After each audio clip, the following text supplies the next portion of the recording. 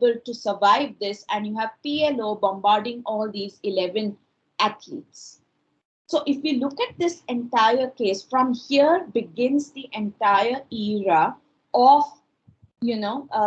violence being used to justify a particular demand. Since you do not have a traditional war being won with Israel, you start using violence, you start using surprise as an element, okay, in 60s and 70s. So eventually the entire nationalism is taking a different turn, and if you can't win a traditional war, the way in which you can actually win perhaps is by harming the enemy. And how do you do that? By using terror tactics. So if, but still, in spite of all this, this is not a transnational attempt. It is very much focused on particular groups, on particular nationalities, and on particular issues. We have other forms, like in 1970s, we have the entire case of Northern Ireland, where you have the armed struggle between the Republican Catholics and the Unionists who were Protestants, and the Irish Republican Army, who sought to force Britain out through violence. And it reached a boiling point in 1970s, which lasted until 1990s. It was a struggle for republicanism. It was a struggle for even the identity to being protected by where religion was concerned. And the terror campaign that went on in gaining independence was finally assumed, or finally became a reality during the Good Friday, by the Good Friday Agreement in 1998. Though there were a lot of hiccups in the entire process, but let's not go into that. What you understand is these are the issues. Likewise, in 1970s, you also have the problem of Sri Lanka, where you have where you have the Tamilian population. Do I have the time to go into a bit of detail where Sri Lankan examples are concerned, sir? Else I will carry on. If it is not interesting enough, I may carry on to others. So may I take a quick poll? Just thumbs up if at all you find it okay if I continue. Okay.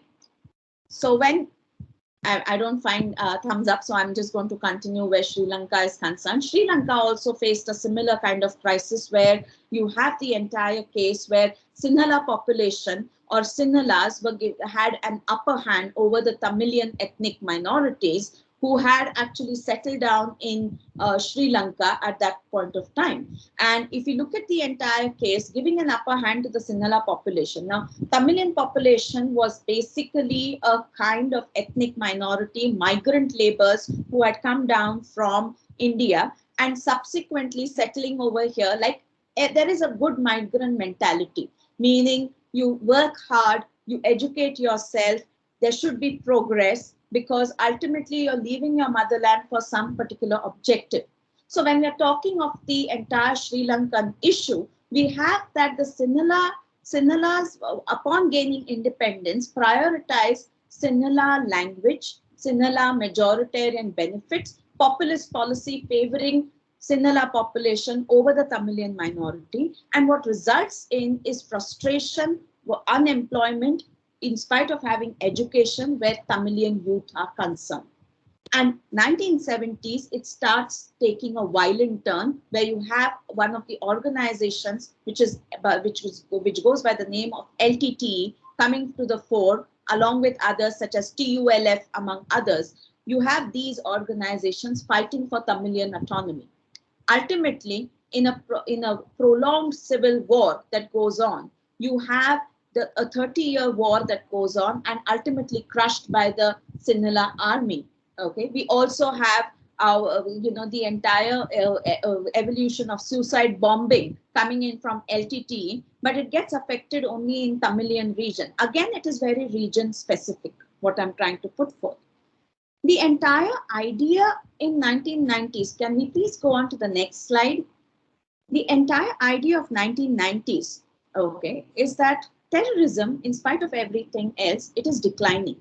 Because somewhere you're coming, you had the Khalistan movement. Next slide, please. You had the Khalistan movement in India, which was brutally suppressed. You have Vietnam problem solving. You have the entire case of IRA coming to a conclusion. And somewhere the entire idea of terror had now taken a backseat. But now again, political economy was changing. There was rapid industrialization, urbanization, the entire policy of LPG, which we all know of by now. And if you look at the entire case, there were many changes that were taking in the underdeveloped world. Now, new organizations, if you look at the entire case, prior to 1990s, whatever terror groups that there were, they were radicalized, but they were hierarchical in nature.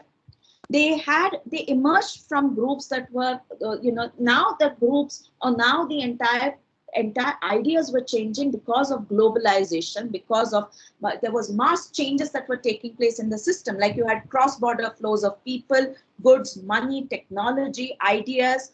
Importance of non-state actors was increasing. Migration sustained terror groups with hypermobility, that you could go from one edge to other. Imagine the 9/11 attack that was carried out, okay, where you have the money being withdrawn from a ATM located in Calcutta, and you had the entire arms being procured from other regions. Plus, you have the entire case of blood diamonds being procured from Africa, knowing that once your account shut down, you will have to now sell off these blood diamonds to make money and keep your organization going. This was a new kind of an era that you're looking at. If you look at the entire case, this entire idea of terror groups was also now assuming importance from a region. It was now going international. Something was changing. In 1990, what also coincided was the end of Cold War. What was the Cold War? A kind of serious ideological confrontation which had impacted USA and USSR for over 45 years. Ultimately, USSR could not sustain, and it resulted in breakdown of its economy. It resulted in a breakdown of its political system. And the only ideology that won was liberalism. Many of the scholars, Francis Fukuyama, proudly, or you could say that somewhere they came up with the entire notion that this was indeed end of history, because all ideological confrontations had now come to an end.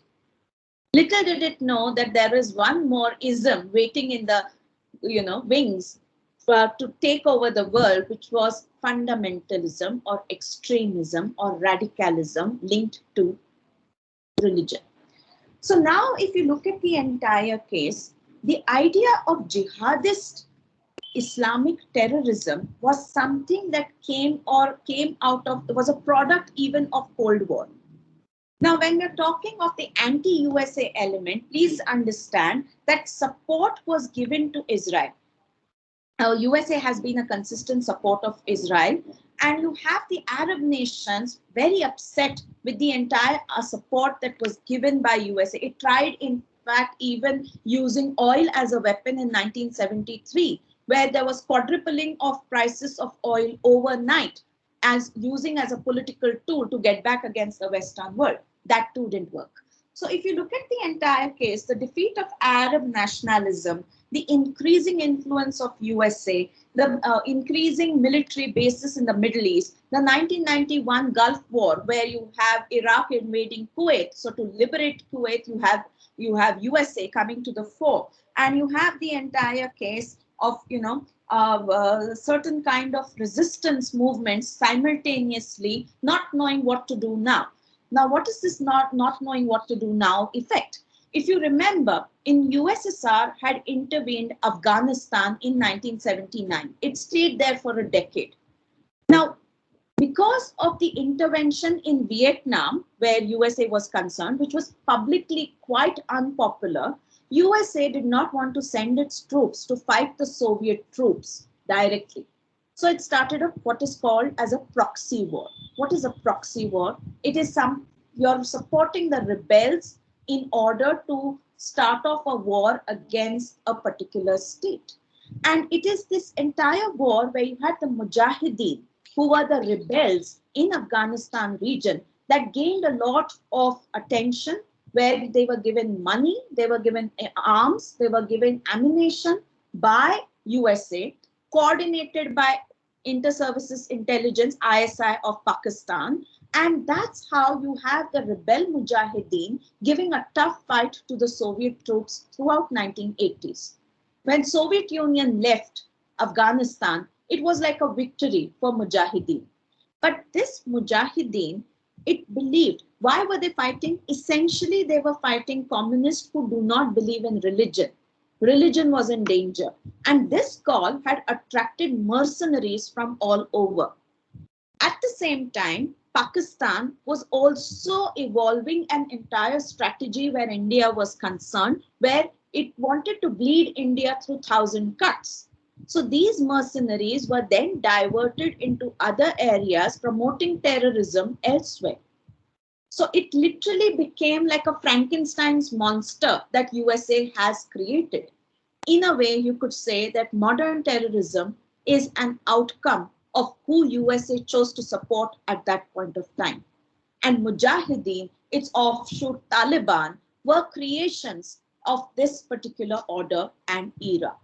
So this Mujahideen then splintered into several groups. And these mercenaries started taking up the cause of what needs to be, or when religion is danger, it needs to be protected.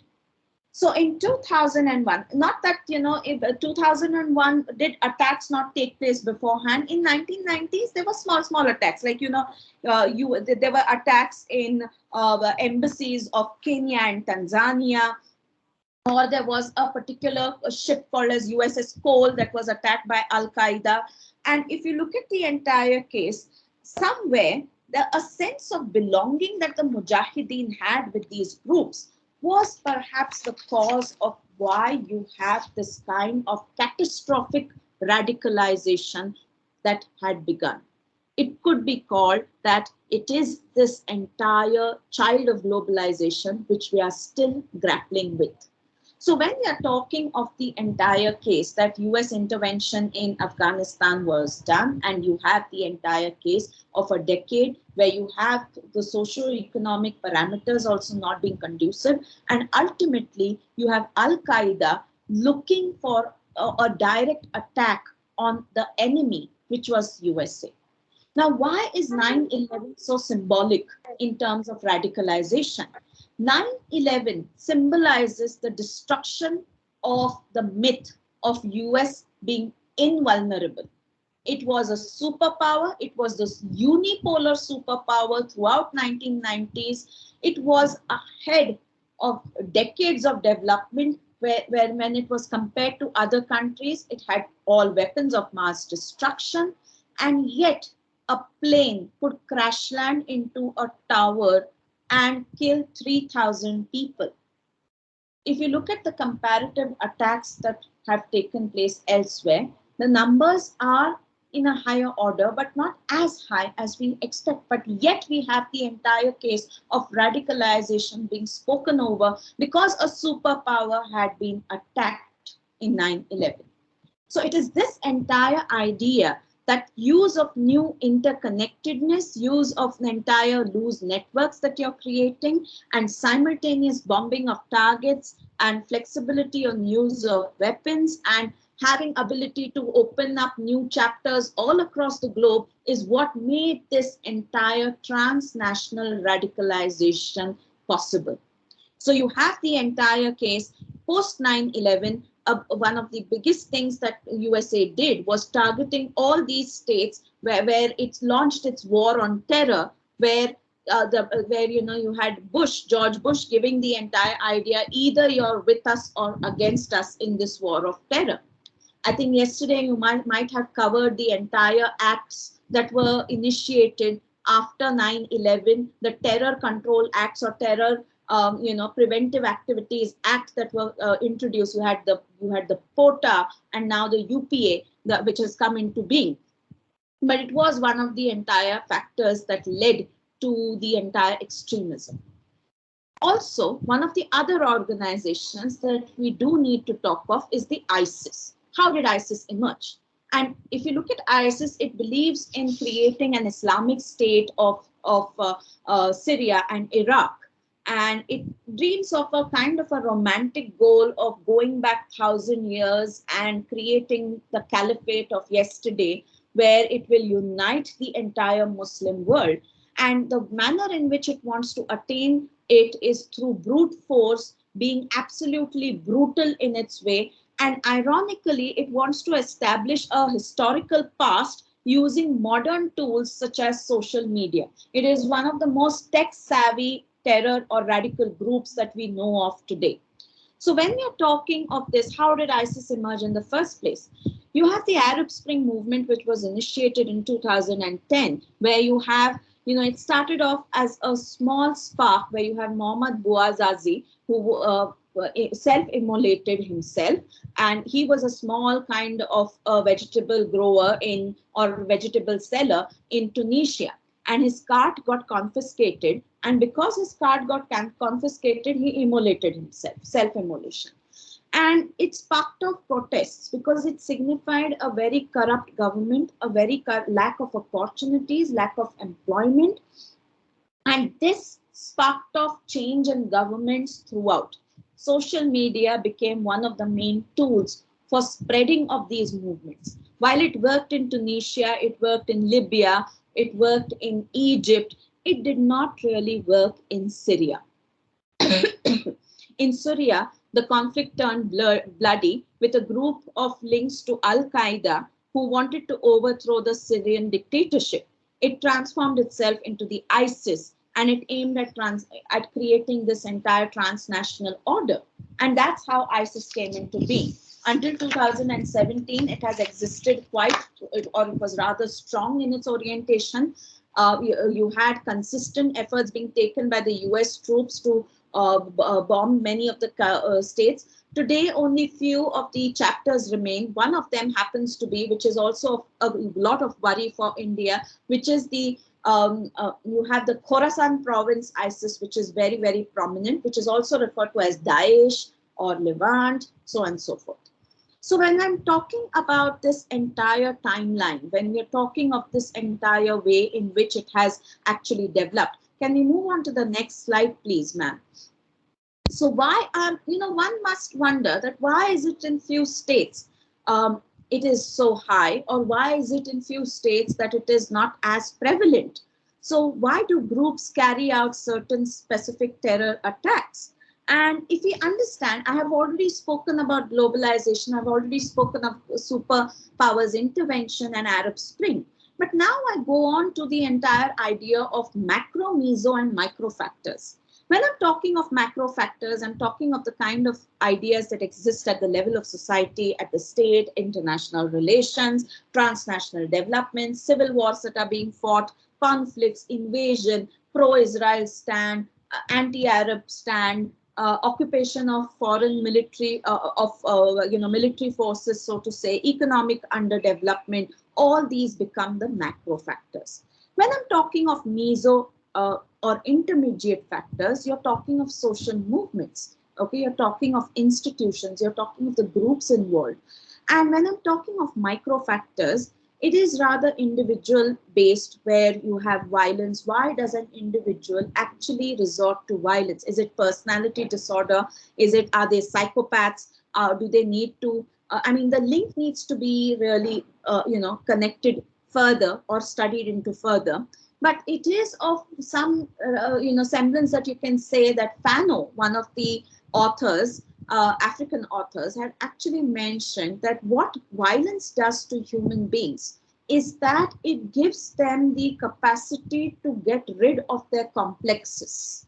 Now, these are the nihilist tradition scholars who are justifying violence, and they are justifying in the sense of, the entire colonial overthrow that was going on. So Fano in his Wretched of the Earth is actually speaking of how they need to overthrow the colonial yoke.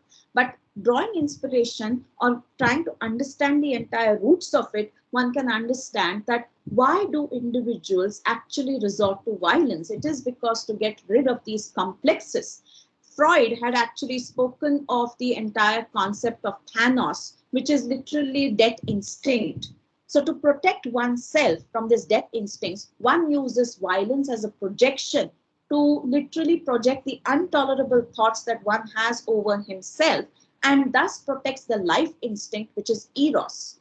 So the psychology is rather muddled. But if you look at the entire case, the boundary factors between macro, meso, and micro are not really watertight compartments that you can say.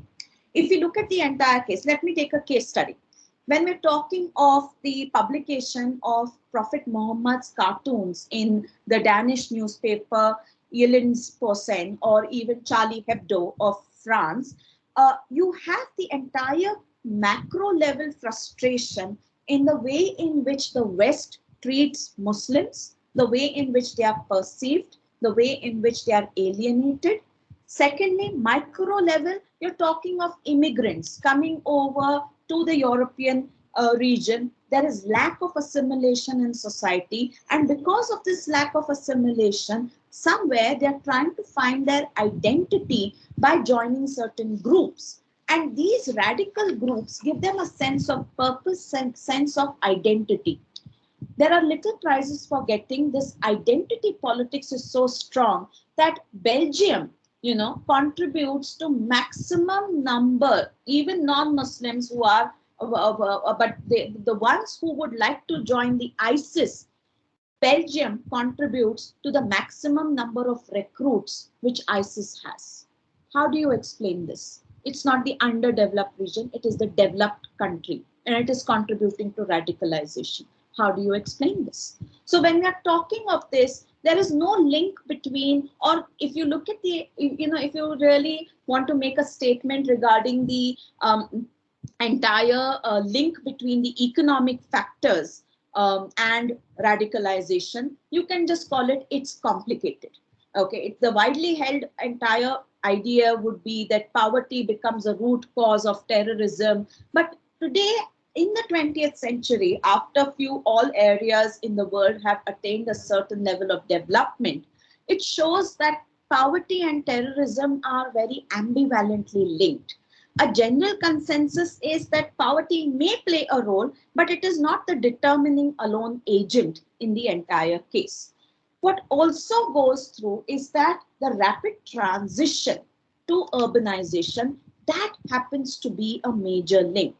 Whenever society jumps from the agrarian sector to becoming extremely industrialized, it is a deeply traumatic process. I think it will be better addressed by sociologists. But what is happening is modern history or modern European ideas, or even in the Japanese Eastern imperial ideas, or even China is concerned, it has been a deeply traumatic kind of an event.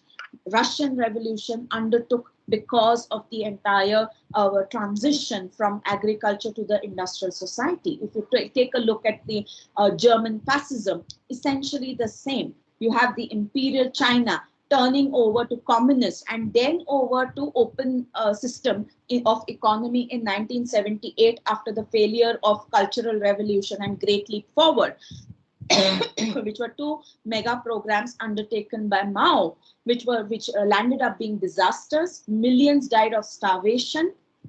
And that's how you can say that this process of suddenly urbanizing, suddenly moving towards industrialization can be problematic. And it is this entire case. Now, if you look at the urbanization, what happens is it is affected by a host of factors. You have housing, you have sewage, you have potable water supply, and that, if the basics, roti, kapda, makan, if you do not have access to the basis, then automatically it impacts the legitimacy of the government. Migration, and if you look at the entire case, that why do people join radical movements? It is maybe a very peculiar and deeply individual kind of idea. But the social connotation of what are the changes that are taking place in society are equally important. Where somewhere, if you have huge number of members who are discontented, they do not approve of the kind of whatever government services are being provided, then obviously it is going to become a threat to the stability of the region. And when you have numbers where population is concerned, that becomes particularly interesting. I now move on to one of the points that should interest you since it is a B.Ed college, and it is to do with education. Now, let me take up the case study of Middle East, okay, Middle East and North Africa, NEFA, okay, sorry, MEFA, it is MENA, sorry, Middle East and North African region, okay. If you can go on to the next slide, please. Darshana ma'am, okay. Now, when I'm talking of this entire Middle East, North African region, what I would like to bring to your notice is that it has tremendous kind of youth bulge. It is also this region where fundamentalism has actually cropped into the demographics. And why, if you're talking of this entire Middle Eastern population, it is a rather young population.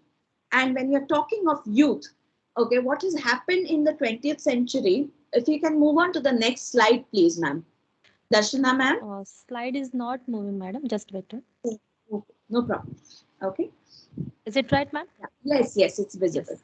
Sorry. So now talking, thank you so much. So if you're talking, these are 2015 statistics, 15, 16, okay, World Bank statistics. I'm sorry, I did not give the credit down there. But if you look at the entire world level of unemployment and compare it to the Middle Eastern employment, why is this happening? So you trace back that, are these youth uneducated? No, they are. Because 20th century, there has been dramatic kind of change in the way in which education has been disseminated in the Middle East and North African region, including girls. If you look at the entire case, this most of the members for the first time in entire history can read and write, and that equivalents to literacy. But if you look at the quality of education, a lot needs or a lot is left to be desired. Education over here has stressed on rote memorization. There is hardly any kind of emphasis on analytical thinking, problem solving. There is absolutely no stress on that. 30 to 40% of all hours are dedicated to learning scriptures, which is fine, you may say. You must understand the culture of a place. But what happens is, with education, the expectations are increasing, but the skills that are required to meet those hopes haven't been acquired. Millions of young men have adequate education, but not enough skills needed to sustain themselves in a modern, hyper-competitive global economy. So unemployment in this region is the highest, okay, where you have the entire case. It is their anger which fuels political unrest, okay. So this entire region, MENA region, has extreme poverty even today, okay. In 2015, there was 3.8% of poverty, extreme poverty, which has now raised to 7.2% in 2018, and more so after the pandemic has hit these countries. So if you're talking of the wages, these have been stagnant in the Middle East because global oil prices had taken a hit. Of course, not anymore because of the Ukraine crisis. But if you look at the entire case, the oil hit industry, difficulty in finding employment because of inadequate skills, and there is a desire to leave the country. When you migrate to other areas, especially the European region, you have your identity crisis, you have your housing crisis, you have the relief is sought in religious doctrines, and at times radical doctrines. And this has been the entire story where Middle Eastern region has been, not all of them, but few. And it is the lunatic fringe elements which have really corroborated this entire radicalization of thought. If you look at the entire case, other than this, you also have the very last point that goes into the entire system, which is one of the second last points I would like to say, state-sponsored terrorism. If you look at the entire case, can state really be terrorist or can they support terrorists? The answer is yes. And it's not just our beloved neighbor Pakistan, but it has also been Libya. Okay. Let me give you a case study of Libya. Libya actually sent 130 tons of weapons and ammunition to Irish Republican Army. Libya didn't care. Gaddafi did not care, who was the longest ruling dictator in Libya, but he had an anti-West sentiment. And he didn't care about the IRA, he did not care about the Catholic agenda. But what he cared about is IRA's violence, which would prove to be troublesome for the UK government. So if you look at the entire idea, proxy wars against enemies is one of the most useful ways in which you can wage wars against powerful enemies. Syria and Iran have actually invested in sponsoring the Hezbollah, which has more often than not attacked Israel's state. If we look at India, India happens to have a proxy war, starting against itself from Pakistan. And Pakistan's entire policy, since it cannot really win a traditional war with India, what became possible was bleed India through 1,000 cuts policy. So much so that the world's most favored terrorist or most hunted terrorist, you have Osama bin Laden, who was actually found in Abbottabad in Pakistan. Not only that, but also the Prime Minister stated after he was killed by US forces that he became a martyr. If you look at the entire case in 2019, the Prime Minister has openly declared in the Pakistan Assembly or Parliament that there are nearly 30,000 to 40,000 terror groups or terrorists which Pakistan is now supporting. It is of little wonder that you have major kind of episodes of terror being sponsored by Pakistan along with ISI, giving motivation to many of the organs or many of these terrorist outfits such as the Jaish-e-Mohammed, which has been one of the and Lashkar-e-Toiba among others, which has been one of the most successful organizations carrying out attacks across, be it 2611 to the Parliament of India's attack to the Pulwama that we have known of. So when we look at this entire state, in current context, if we can move on to the next slide, ma'am. I'm coming to my last point. I just need 2 minutes to finish off this entire point and we'll be done. So when I'm talking of the next point, I'm going to be talking about social media. Why do we need to talk about technology? Because if we look at the entire sheer size of technology and the number of people that it touches, it goes into billions, much to create its own country. Benedict Anderson actually referred to nations as imagined communities. What these organizations, through digital videos, they sustain the new and older imagined communities and also unfold various terror plots. Now, why am I saying so? Algorithmically, if you look at these platforms, Google, YouTube, Facebook, Instagram, these are all governed by algorithms. And these algorithms, in a way, they make certain kind of, they have a certain kind of ways in analyzing a person, and they keep showing certain kind of videos again and again. In fact, over a period of time, it drives users to have more extreme or view more extreme content, therefore becoming radicalized to extremist political views. In fact, technology sociologist, Tufekci, had in fact recommended that there are certain biases where certain platforms like YouTube promote certain videos which are talking of conspiracy theories because these are factually inaccurate videos, but it leads to people spending more time being fascinated about fake news or, the certain conspiracy theories. If you look at the entire case, it was proven in 2018 that Facebook is using this algorithm to boost content in such a way that it targets the user and it is promoting divisive content.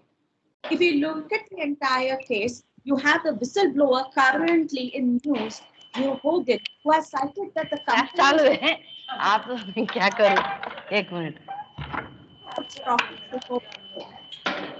the Please mute violence yourself. the violence spread by misinformation. Okay, if you look at the entire case, And if you look at the idea that there is no such kind of algorithmic audit which these companies are actually subjected to. As a policy, Facebook continues to permit political advertising on its platform, and it includes having false statements, misleading ideas, maintains that it will not fact check because it is rather lucrative for them. Twitter has chosen the entire idea that it is going to block political ads, and Google has chosen to limit the number of political ads. FB wants to give this control to the people. Now, if you look at the entire case, okay, the influence, you could say that do online platforms really have any effect on radical groups? It does. ISIS has been tweeting more than 90,000 messages, 2 lakh messages. You have Jabhat al-Nusra, a Syrian Al-Qaeda chapter, which has been tweeting the same. YouTube videos depicting violent acts against Westerners are used to incite others to take up arms and defend the existing order, or calling upon a kind of anarchist movement. The influence of ISIS has been on the rise. More recently, there was a crackdown on this kind of a module which was promoting online radicalism amongst the 12 Indian states. In fact, ISIS has spread across in 12 Indian states. What ISIS is now doing is, it is one of the most tech-savvy jihadist groups that are called, it is using Skype, it is using WeChat, it is using virtual private network to maintain its anonymity. And what it is doing is, which is not being done by other organizations so far, is that it is translating radical literature material into vernacular languages to find supporters.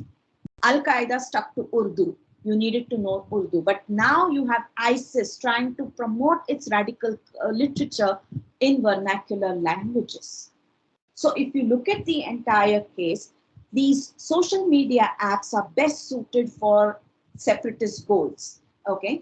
Now, why do you say so? Because if you look at the entire case, you have many of these FB or Facebook or Google or Twitter, they have been summoned by the Congress, by many of the countries, but many of them have stuck to their position that their role is to provide a platform and not really regulate content. So the question is, who will? And if you look at the entire case, why social media matters today and why we need to talk about social media and radicalization is because social media behavior contributes to a climate in which violence gets normalized as a response to religious, political, ideological differences. And in a digital universe where hatred and bigotry is abound, somewhere there has to be a certain kind of control of why they are promoting hate and radicalization online. So if we look at the entire case, the polarizing content needs to be controlled.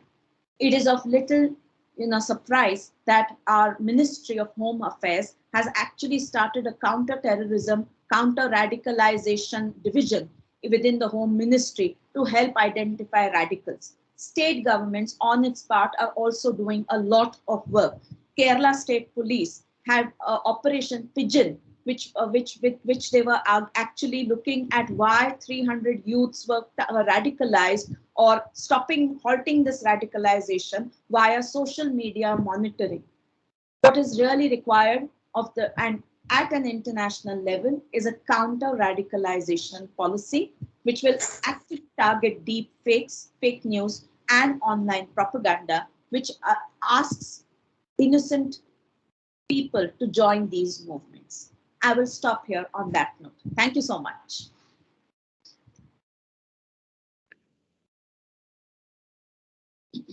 Thank you, ma'am, for enlightening us on this topic and sharing your insights with us. Now the platform is open for question answer session. If anyone has any questions, please feel free to ask.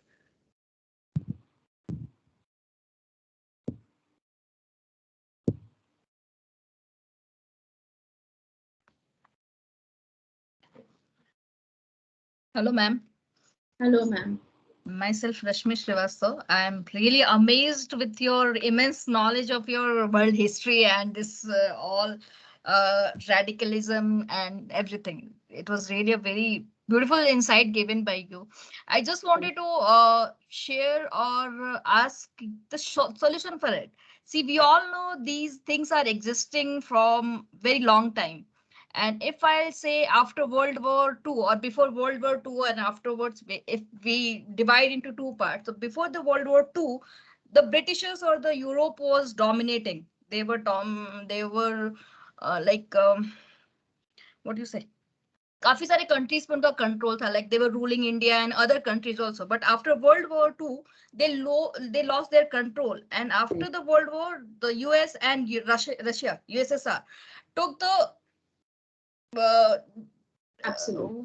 so Control. and took the control and they after the world war II they knew it कि with वो बोलते हैं missile के साथ ये war नहीं जीत सकते then they started this guerrilla warfare and all these things and this is happening right now also with the as we explained very well with the social media and all so they are playing with our mental or psychological game with the people and they're using Right. these things. If we can see the recent war happening between Ukraine and Russia, that is the thing of that. Ki NATO and European countries supported them, but at the time of war, no one is supporting directly to them. So how to deal with this? Because this is going to increase. And as an Indian, how we can fight with this? Okay. The influence, rather, I would say, is waning because it's becoming a more multipolar world, and USA is becoming a more reticent superpower. So now it is the middle order powers, including India, which now need to step up. And now India has taken a very pragmatic or a practical stand that we are not going to go in for neutrality or non-alignment. We are going to have strategic alignment with whoever suits our needs. So that is the reason why we did not support Ukraine. Neither did we support Russia entirely. We abstained from voting. So if we look at the entire case of what's happening around us and how do you stop radicalization, I think the answer lies with your college. I mean, it's a B.Ed college and it's education. And it's imparting skill-based education, which becomes relevant. What you impart as teachers, what syllabus we perform or we design, it is so very important. And one of the biggest takeaways that I had while actually studying for this topic is that you require to have employable skills, and that should start right from school.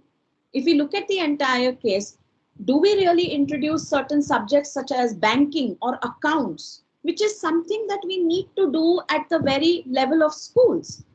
Why should we study, I mean, it is necessary to have a wholesome perspective of things, but also a practical pragmatic angle should be given to to children. This is at a micro level. I mean, I'm talking of the education policy of an individual, that how to increase employability, that happens to be one of the agendas.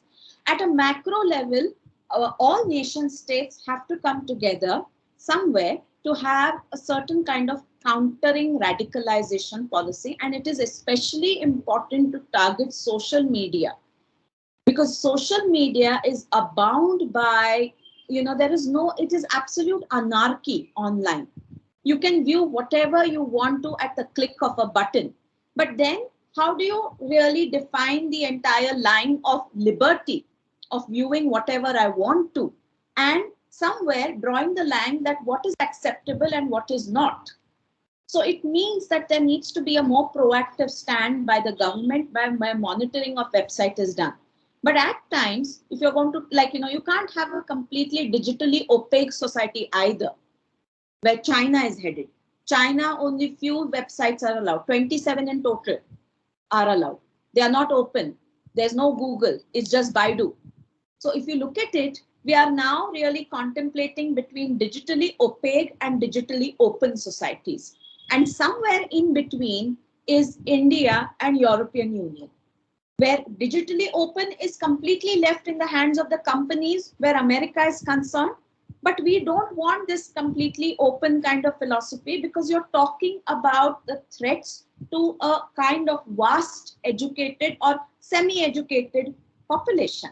So somewhere, some kind of control where extremist activity is concerned needs to be undertaken.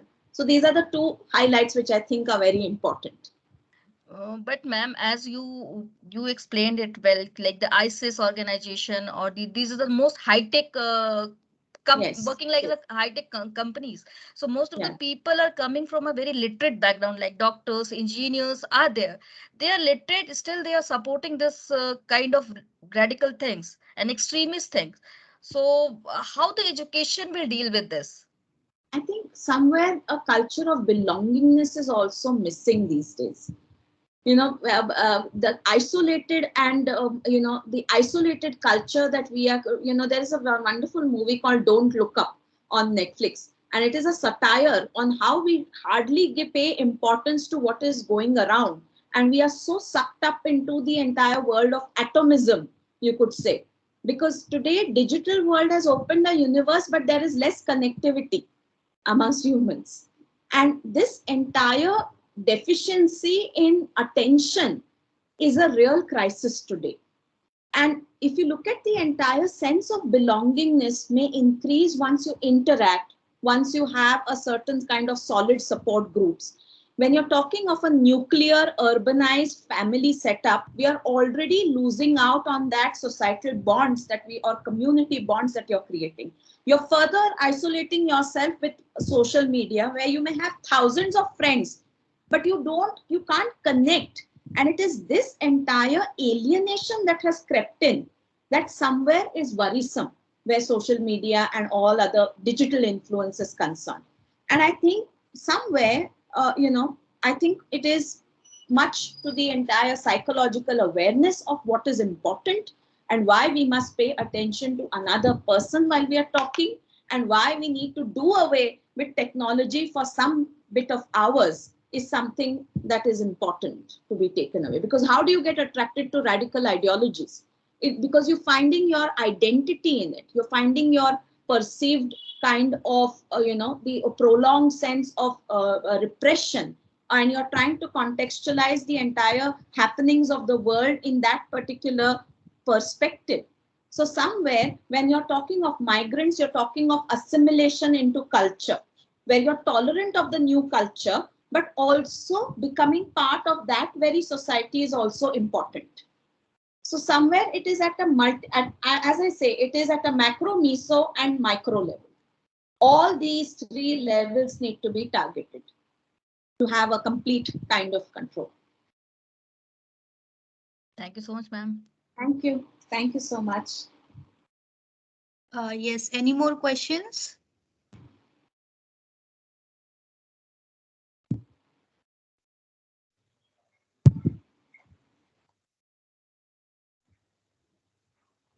Excuse me, ma'am. There is no question, but really, it's an awesome one. Very nice. Thank Superb. you. I'm a Thank science student. Even I'm here only with you. It's really great thank, for me. thank you so much. Really, Thank really you. nice. Thank you, ma'am. Thank you. Thank you for the feedback. Okay, so after this Yeah. question answer, yes. Uh, Thank you, Prajakta, and I'm sorry. Actually, I had raised my hands. Okay, ma'am, it was really wonderful. I was glued to my seat for almost these many minutes. I did not want to leave even for 1 minute. You have a ocean of knowledge, and that's really wonderful, ma'am.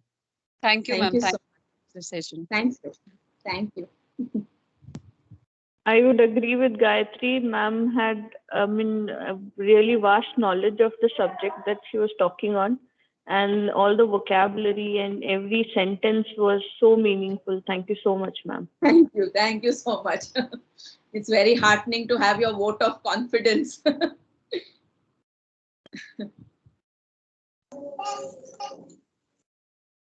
Okay, so I would like to now request Professor Darshana Pawar ma'am to give the vote of thanks. Over to you, Okay. ma'am. Okay, yes, thank you. Yes, thank you. It's my privilege to propose a vote of thanks on this occasion. I, Assistant Professor Darshana Pawar, on behalf of MAEER MIT Center Dnyaneshwar B.Ed College, Alandi, Devachi.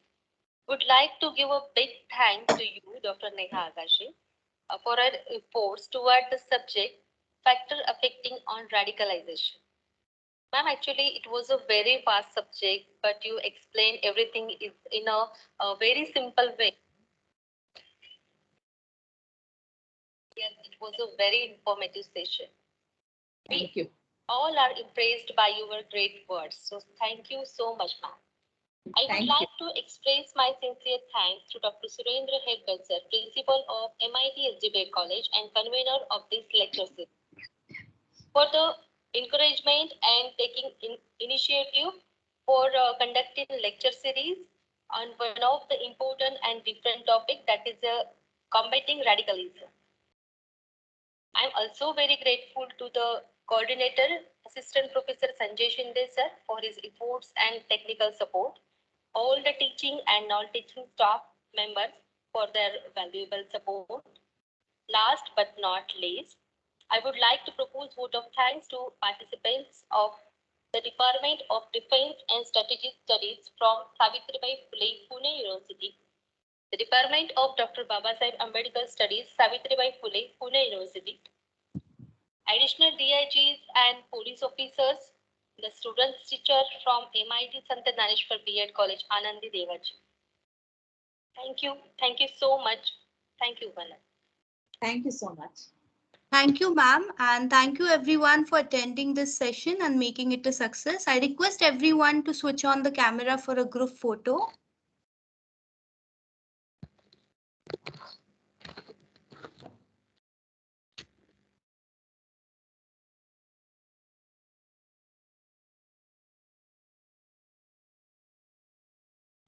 Thank you so much, everyone. And we will meet again tomorrow at the same time for our next session in this lecture series. Thank you so much. Thank you.